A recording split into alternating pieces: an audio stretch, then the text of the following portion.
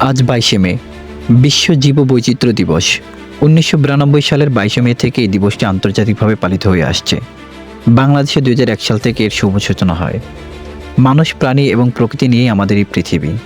মানুষের পাশাপাশি এই পৃথিবীতে বসবাস করছে হাজারো প্রাণী, আছে নানা প্রজাতির উদ্ভিদ, আর সেই সব কিছু মিলিয়েই জীববৈচিত্র্য।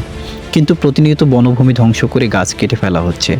মানুষ জীববৈচিত্র্যকে হুমকির মুখে ফেলছে। দিবসটির মূল প্রতিপাদ্য বিষয় হলো জীববৈচিত্র্য সংরক্ষণে পৃথিবীব্যাপী সচেতনতা বাড়ানো।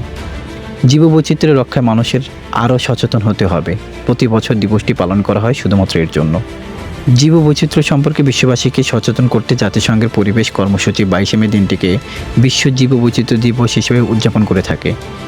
বিশ্ব জীববৈচিত্র্য দিবসের ধারণাটি রচনা হয় 1992 সাল থেকে।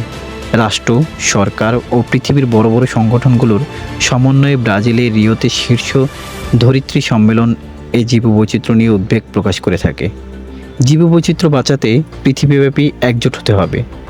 আমরা আলোর মিছিল আপনাদের সবসময় সাথে আছি।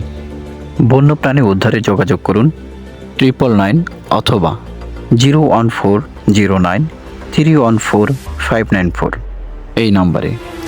মনে রাখবেন, জীববৈচিত্র্য বাঁচলে পৃথিবী বাঁচবে, আর পৃথিবী বাঁচলে আমরা বাঁচব। আলোর মিছিল একটি পরিবেশবাদী স্বেচ্ছাসেবী সংগঠন, ভালোর সাথে আলোর পথে।